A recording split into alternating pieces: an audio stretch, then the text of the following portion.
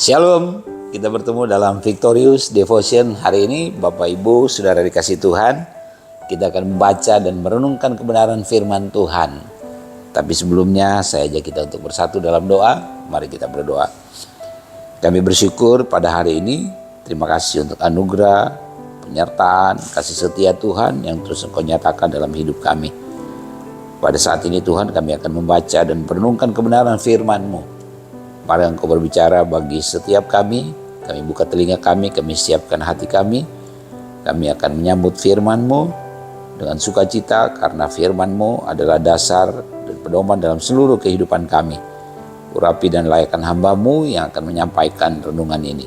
Terima kasih Bapa di surga, dalam nama Tuhan Yesus kami berdoa, haleluya, amin. Bapak Ibu, saudara dikasih Tuhan, saya percaya bahwa kita terus bergairah untuk membaca dan merenungkan firman Tuhan ya. Firman Tuhan adalah makanan rohani bagi setiap kita. Kita perlu firman untuk membuat iman kita semakin bertumbuh, semakin kuat, semakin kokoh.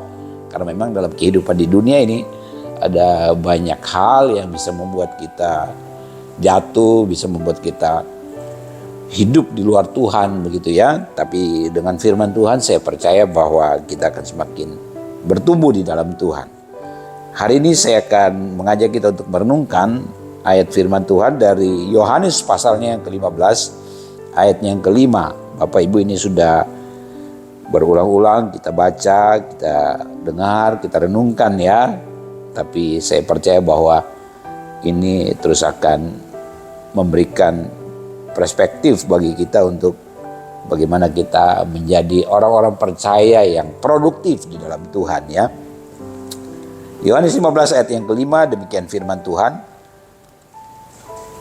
Akulah pokok anggur dan kamulah ranting-rantingnya. Barang siapa tinggal di dalam aku dan aku di dalam dia, ia berbuah banyak. Sebab di luar aku kamu tidak dapat berbuat apa-apa. Penekanan renungan firman Tuhan hari ini, saudara dikasih Tuhan, adalah berbuah banyak ya. Jadi judulnya berbuah banyak alias produktif ya, saudara dikasih Tuhan.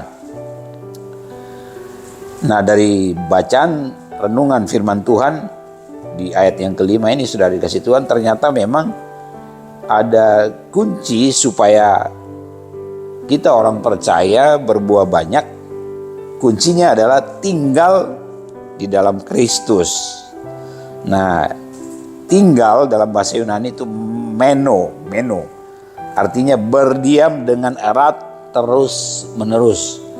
Jadi kalau kita mau berbuah banyak, kita harus tinggal di dalam Kristus. Tinggal di dalam Kristus itu artinya berdiam terus menerus ya, berdiam selamanya di dalam Kristus. Kita jangan keluar masuk, sudah dikasih Tuhan ya.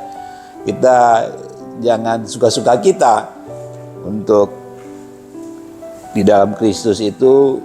Umpamanya hari ini kita mau tinggal, dan hari umpamanya minggu kita tinggal di dalam Kristus, terus hari Senin sampai hari Sabtu kita di luar Kristus. Bukan seperti itu Bapak Ibu, sudah dikasih Tuhan.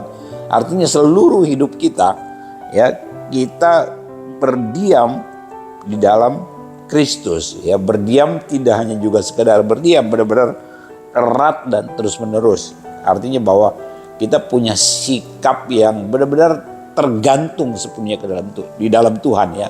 Karena memang karena kita tinggal di dalam Kristus. Jadi memang kalau kita mau produktif, kalau kita mau berbuah banyak seperti judul renungan kita pada hari ini, sudah dikasih Tuhan ya, kita harus meno. Kita harus tinggal di dalam Kristus. Nah, buah apa yang Tuhan kehendaki dari hidup kita? Buah apa yang Tuhan harapkan dari kita orang-orang percaya? Ya tentunya buah rohani ya, saudara dikasih Tuhan. Buah rohani dalam Galatia 5 kan ada buah roh, saudara dikasih Tuhan. Tapi hari ini saya mengajak kita untuk merenungkan bagian ini. Yang pertama, saudara dikasih Tuhan, buah yang Tuhan harapkan dari kita adalah sikap dan tindakan kita yang berdasarkan firman yang menyenangkan hati Tuhan. Artinya seluruh sikap kita,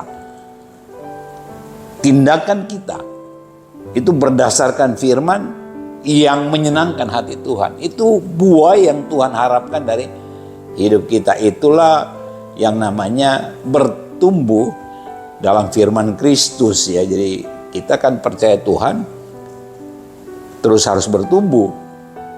Bukan hanya usia kita di dalam Tuhan bertambah, tapi iman kita, kerohanian kita harus kelihatan, harus nampak pertumbuhannya ya. Lewat mana saudara kasih Tuhan orang melihat pertumbuhan itu? Ya lewat sikap kita, lewat tindakan kita.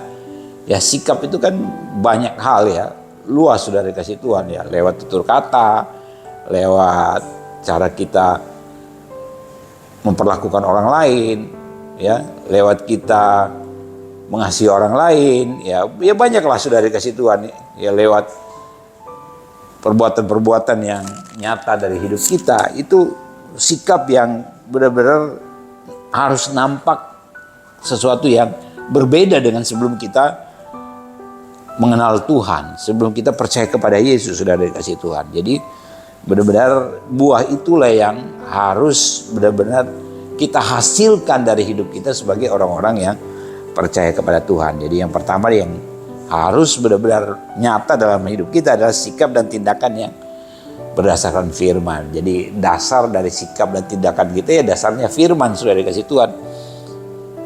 Kalau kita tidak mendasari sikap dan tindakan kita dengan firman, ya kita akan hidup serampangan, hidup sesuka-suka kita, hidup tanpa memperhatikan normal-normal, aturan atau moralitas yang berangkat dari kebenaran firman Tuhan. Tapi kalau kita sungguh-sungguh memiliki sikap dan tindakan yang berdasarkan firman Tuhan, itu pasti menyenangkan hati Tuhan, dan buah itulah yang Tuhan harapkan dari setiap kita orang-orang percaya. Yang kedua, sudah dikasih Tuhan, buah yang diharapkan dari kita adalah hidup yang berdampak bagi orang lain. Jadi kehadiran kita itu harus berdampak bagi orang lain.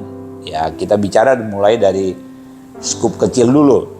Berdampak di lingkungan keluarga kita berdampak di lingkungan tempat tinggal kita berdampak di pekerjaan kita berdampak di sekolah.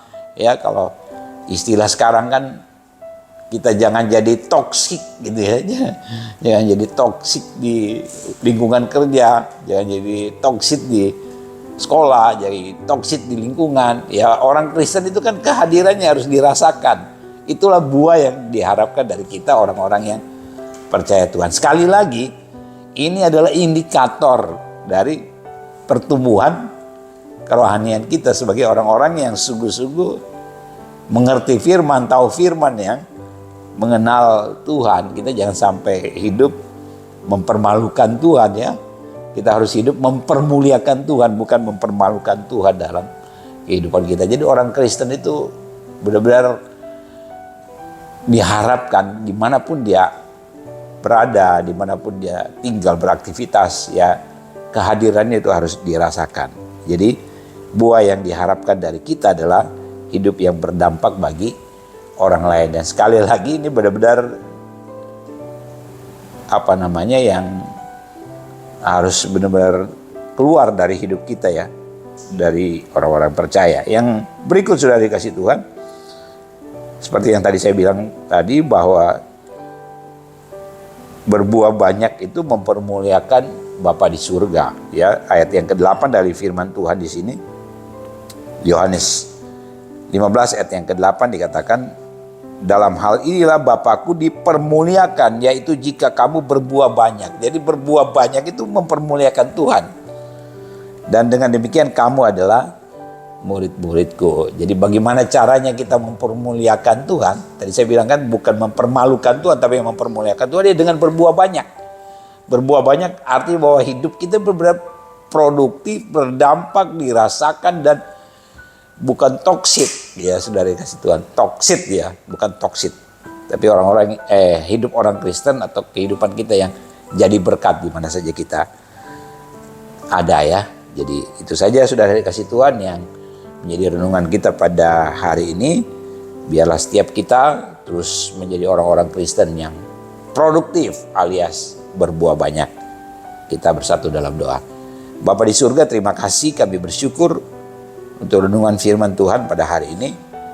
Biarlah Engkau meteraikan firman ini di dalam hidup kami, dan kami sungguh-sungguh menjadi orang-orang yang berbuah banyak, karena itulah yang Engkau kehendaki. Ketika kami berbuah banyak, kami mempermuliakan Engkau sebagai Tuhan dan Juru Selamat kami. Terima kasih Bapa di surga, dalam nama Tuhan Yesus kami berdoa. Haleluya. Amin. Demikian Bapak Ibu, renungan firman Tuhan pada hari ini. Tuhan Yesus memberkati.